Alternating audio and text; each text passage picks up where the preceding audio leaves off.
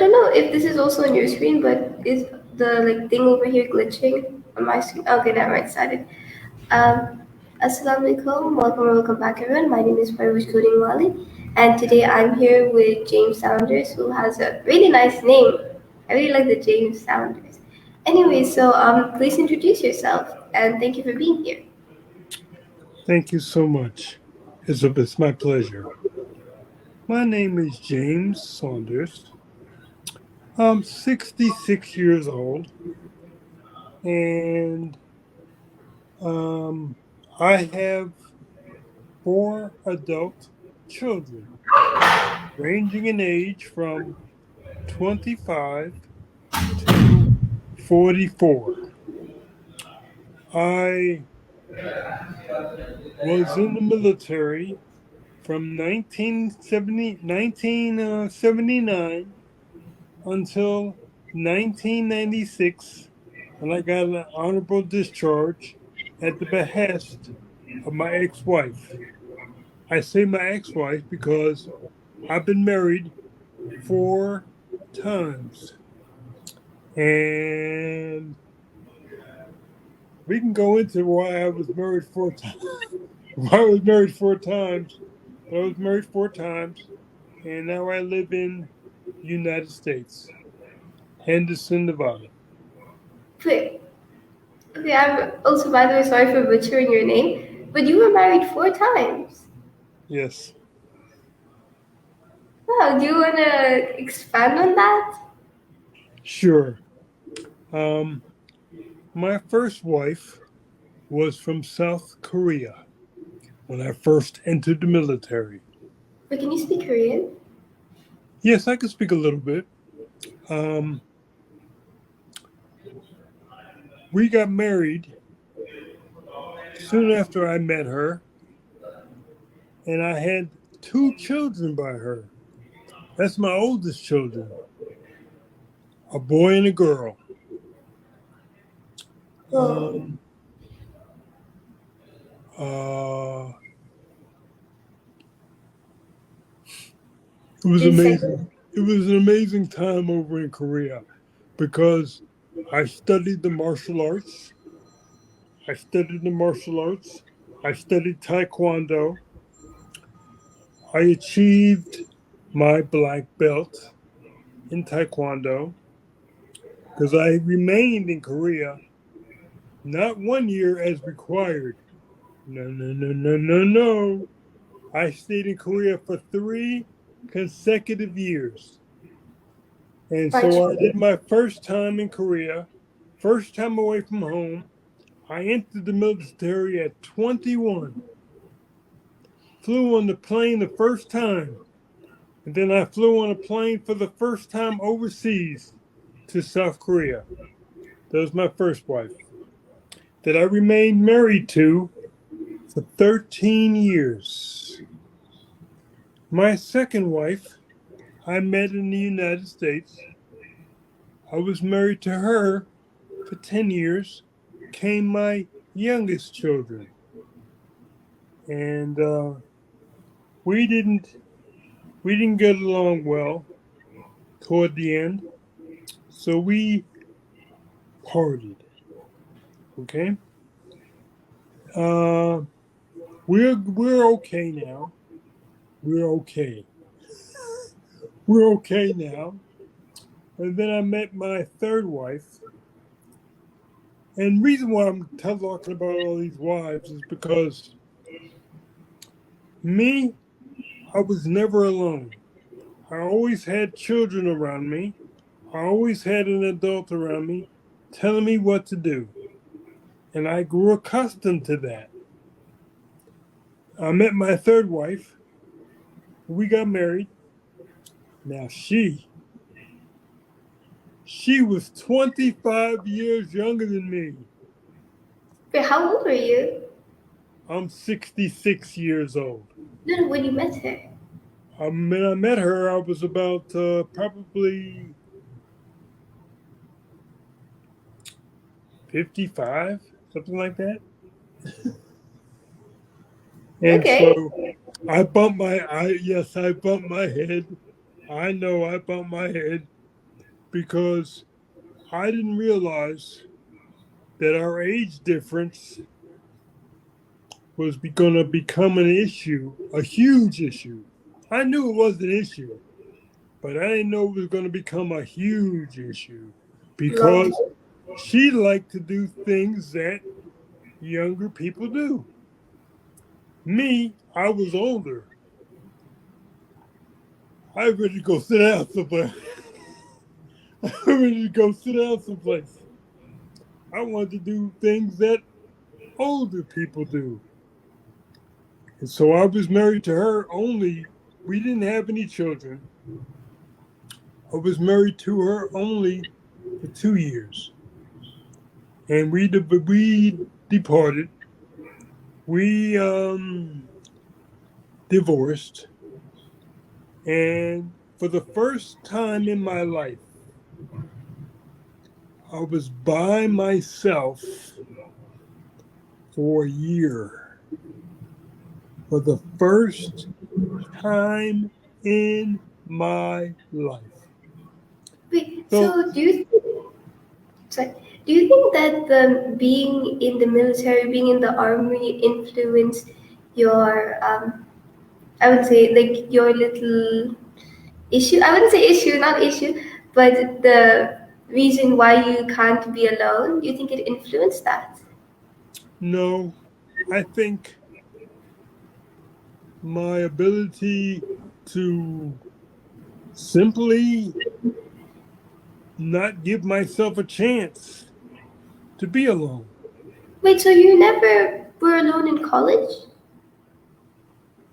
In college, I was not alone. I was married. What? Oh, right, right. Oh, one more thing I wanted to mention that you kind of brushed over, but you joined the military when you were 21. Do you think that was like an impulsive decision? No, I don't. No? Do you I have don't. family that's do you have family that's been in the military? No, my mother, my mother didn't know I was going in the military. My father drove me to the military reception place, so he was good with it. My mother was like, "My baby go, my baby going in the army, You almost gave her a heart attack. my baby going in the army." Okay, I'll see you, ma. I'll see you in about 17 weeks. I'll see you. She got it in a text message. No, I told her that. Okay, at least you gave her that much. I gave her that information because remember, this was 1979. Oh We my didn't god. have cell phones then. We didn't have uh, internet then, like we have now, like what we're doing now. We couldn't have done back in 1979. So if I wanted to call you, you had to be pretty important because I had to put my hand in my pocket and pull out some coins and put the coins in the phone to, if I'm out of my house to call you. Wait, That's the way it was back then. in 1970s, didn't you guys have home lines? Is that what it's called? Yeah, we had home lines back then, but I didn't live in the. I mean, well, we had home lines that I called my mom. I called my family from a payphone in the basic training arrangement that we had. I called my home phone. Yeah, we had home phones. Hmm. You know what's crazy is the fact you got a black belt. Like I remember me and my brother, we were supposed to learn karate and stuff, and within like 2 sessions we quit. Like literally, it was only 2 sessions and we gave up. So, like, how did you get your black belt? Like, Well, what motivated you? what it is that I learned later on, I learned decades later, is that people all of all types quit. They're easy to quit. They quit everything, especially when things get hard. They quit. They quit, not realizing that if they were able to withstand the atmosphere, the environment, the pressures, they would prevail. You could give good motivation, to be honest. So I want to ask more questions about being in the military. How has being in the military affected your mental health in any way, or has it not? Being in the military, how has it affected my mental health? It has. Because from the very beginning, it taught me to organize. It taught me to see the end from the beginning. See, many people, they wake up daily, they don't know what they're going to do. They have no idea. But in the military, you got up at a perceived time, like 4 o'clock in the morning. You made your bed 4 o'clock every morning. No, I would not make it. And I was a drill sergeant later when I had to get up at 3:30 in the morning every morning to wake up people at 4 o'clock in the morning.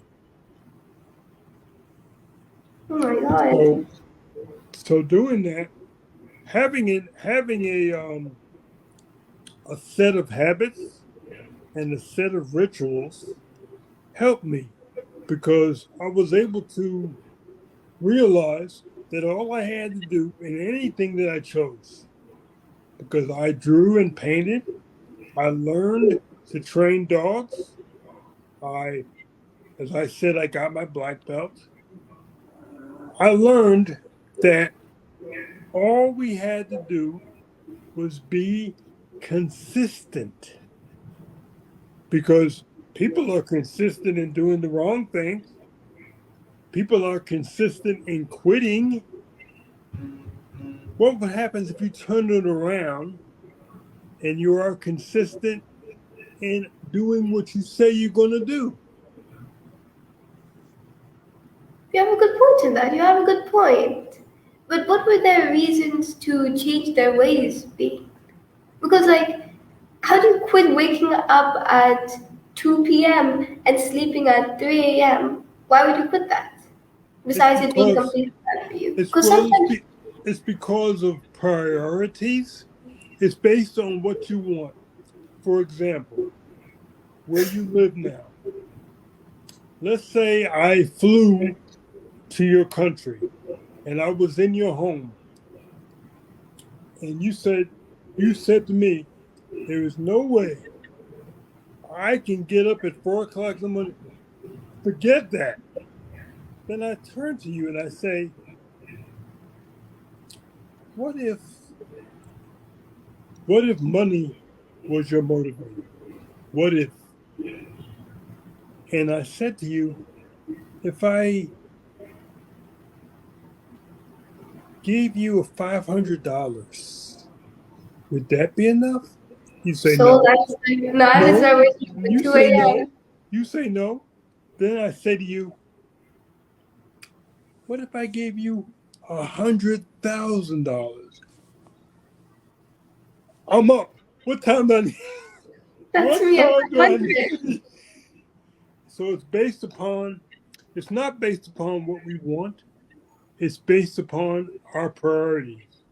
See, getting up at 4 o'clock in the morning for me when I did it, I wanted to be promoted in the military, in the army, to a higher rank. Being promoted to a higher rank enabled me to receive more income. That was my priority. That was my motivation. So I didn't have a problem getting up at 4 o'clock in the morning. I have a question though. So, your motivation to climb the ranks was money, which is I consider that fair. I consider that very fair. But did you really join the military for the money? Because you don't seem like the kind of person that would. No, I didn't join the military for the money. Quite frankly, I joined the military for a change. I needed to break free of the usual because the usual was simply getting up every morning, not knowing what I'm going to do for the day. Let's do this, let's do that. How the day ends up is what I have. I knew there was a different way of living. I just didn't know what it was. I felt the military would be instrumental in giving me that. Even if it meant possibly risking your life? Yeah, even if it possibly felt risking my life. But would you believe I stayed in the army? I have a total of 21 years in the army. I trained people two times. Now from 1988 to 1991 and from 2007 to 2009 for combat, and I never went to combat. Oh my god. That's impressive.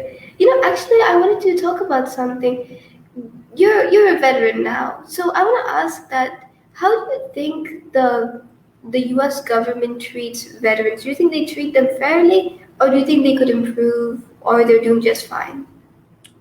I, my view, in my view, I mean, depending upon who you talk to, You. some will say they don't treat them fairly. You talk to me, they treat me fairly. They gave me a $45,000 chair. I have a $45,000 chair coming to my home for free. Oh my god, is it made out of gold or something? Wow. It does everything. It does everything. What? It lays back. You can ride it around. You can turn it around in a circle.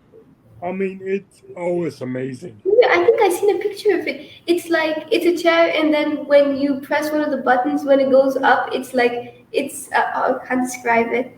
I seen a picture, I think, somewhere. Or I'm Yeah, talking. you can go to my Facebook page and see a picture of it on my Facebook page. Yeah, yeah, I think I saw it there. I saw it there. You were like saying, "Oh wow, this is steel and stuff. Like it's Yeah, really good." yeah. Oh yeah, that seems really good. When are you getting it? Probably in about 3 weeks. They have 3 weeks. to make it. They have to make it. I have to go to the VA to to use it, make sure it works correctly. Then I'll receive it, Oh, it's custom. custom made.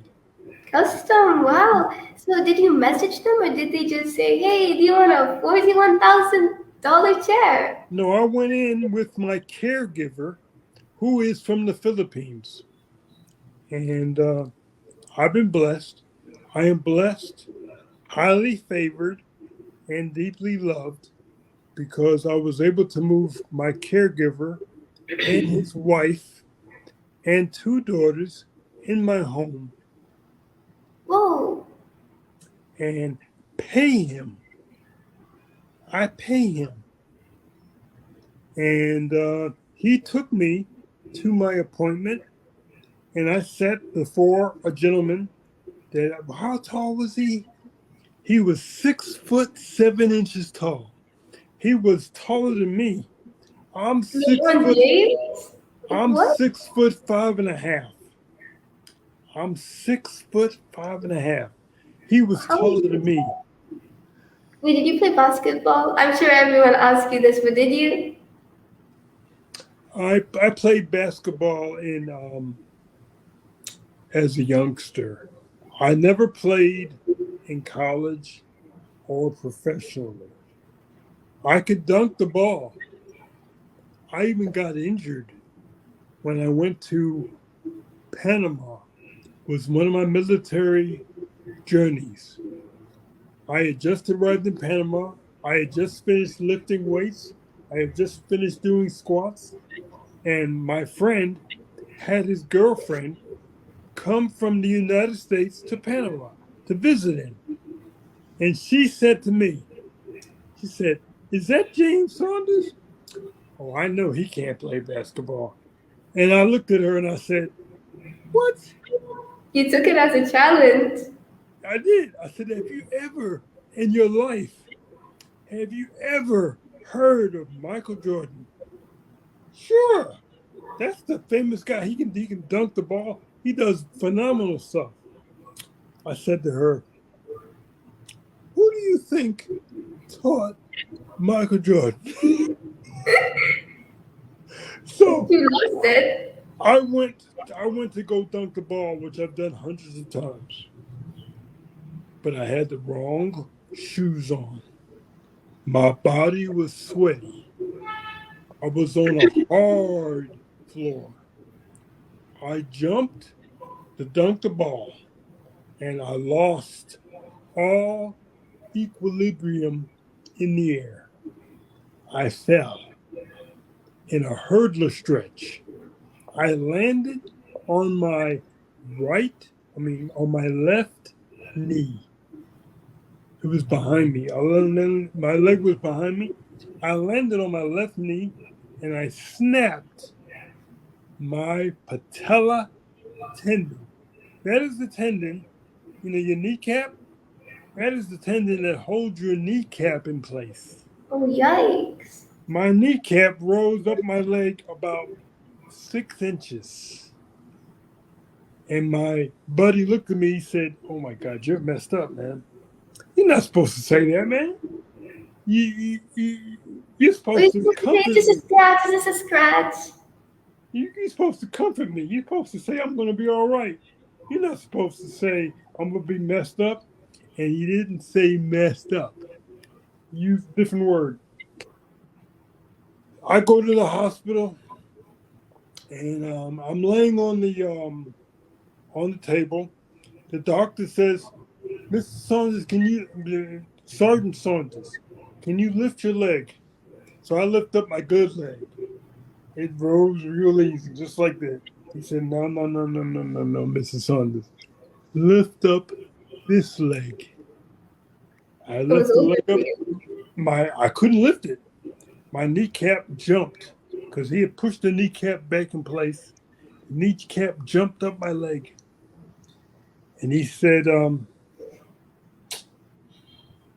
"Sergeant Saunders, you're going to need to have an operation."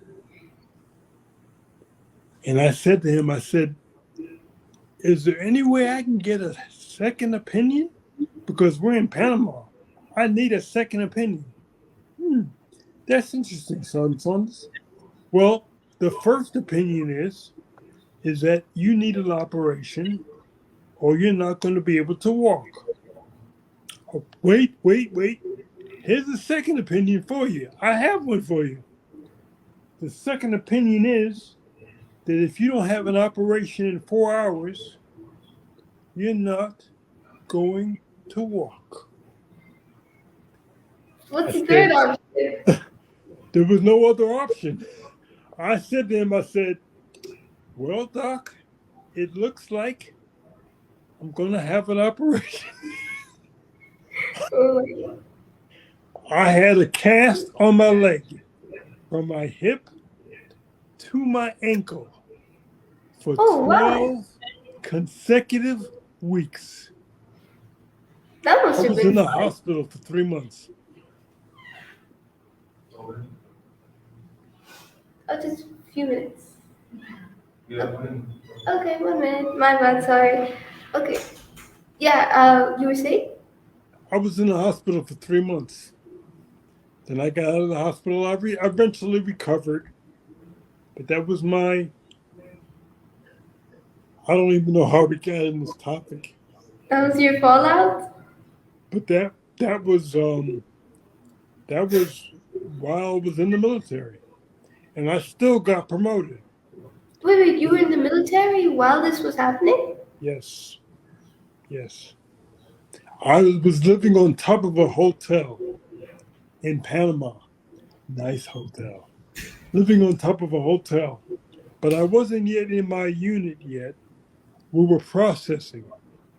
And I hurt myself. Oh, So that so was the time that I was in the army. During the time I was married to my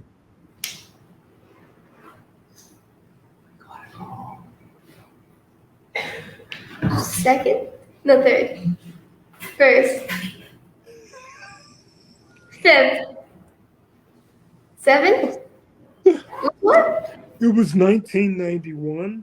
So it would have been I was married to my second wife. Ah, bingo, okay. I mean, that's what it costs to train Michael Jordan, you know? The Well, coach doesn't play. it doesn't mean hurting yourself and snapping your knee off. It doesn't mean Oh, that. that's the cost of it. Training an NBA player, expensive. It's So, expensive. so after you got out of the hospital, how long did it take you to return to the military? About 2 weeks. 2 weeks. 2 weeks. Because And I was doing physical therapy at that time. I was still receiving physical therapy. I was still healing. I went back to the United States. I visited my mother. I visited my parents. I visited my brother and sister for 45 days. And then it was time to go. do you think that's strict? What? Do you think that's a bit strict? No. 45 days? It was Yeah. like, you get hurt in a regular job in the United States, you get 2 weeks. If you have insurance, you get more. But if you don't have insurance, that's it.